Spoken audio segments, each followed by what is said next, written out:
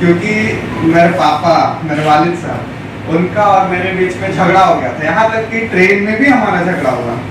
वो randomly Facebook में scroll कर रहे थे और उनको रोज माइंड ट्रस्ट मिला, तो वो मेरे को बताया कि बाबू ऐसा ऐसा है, चलो एक बार। तो हम बोले पापा कोई फ्री में नहीं पढ़ाएगा। आपका भी मन में एक ख्याल जरूर आया था कि भाई क्या फायदा है। हम भी यही चीज पूछे कैसे उसको फायदा क्या है सर के बारे में, कि फायदा क्या है, क्यों मतलब स्टूडेंट को पढ़ाना चाह रहा है और वो भी हॉस्टल फीस है।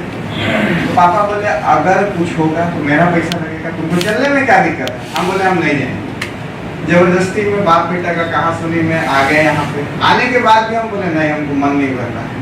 पापा बोले तुम कुछ मत करो, चलो कॉलेज तक चलो, वहां तक इवन हम सर से काउंसलिंग के बाद भी हम सेटिस्फाइड नहीं थे। इवन सर से भी हम बहुत क्वेश्चन किए। आज अभी हमको जान रहे हैं क्योंकि हम इतना क्वेश्चन किए थे कि मतलब वीडियो होगा तो वहां पे भी देखिएगा, क्वेश्चन बहुत किए थे। तो सर मेरे को बोले बाबू एक काम करो, तुम एक नहीं 2 एडमिशन लेटर लेकर के जाओ, ये कॉलेज नहीं पसंद आएगा वहां चले जाना। तो हम बोले मैंने इसको सेटिस्फाइड करने के लिए एडमिशंस के 2 लेटर दिए और 2 रसीदें दी, पैसा एक ही लिया। मैंने कहा जाओ आप यहाँ चले जाना, अगर यहाँ नहीं बोले तो वहां चले जाना। वहां जाने के बाद फिर मेरे को कॉलेज देखने के बाद सेटिस्फेक्शन था मेरे को। हमको लगा कि नहीं, अगर सर बोले हैं और कमिटमेंट से ज्यादा जो मतलब सर कमिट किए थे उससे ज्यादा मेरे को मिला, तो हम भी वहाँ पे पढ़े। नेक्स्ट टाइम पे मेरा 2 भाई है वो भी पढ़ा, अभी दोनों पास आउट इसी साल हुआ है।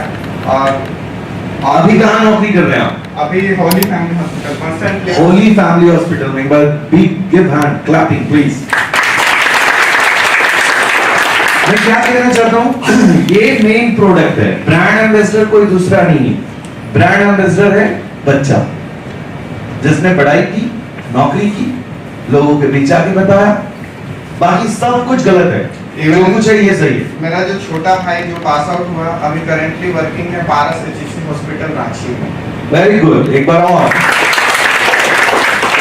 तो मैं सर आपको सिर्फ ये बच्चे को क्यों बढ़ा गया कि जो मेरा पुराना बच्चा है, जिससे मैं आपको बताऊं, हमारे सारे काउंसलिंग सेंटर कॉलेजेस के अंदर में, मैं कॉलेजेस में ही काउंसलिंग करता हूं और वहीं 200 बच्चे पढ़ रहे हैं। अगर किसी के साथ अन्याय हो रहा है तो बच्चा क्या मुझे वहां काउंसलिंग करने देगा?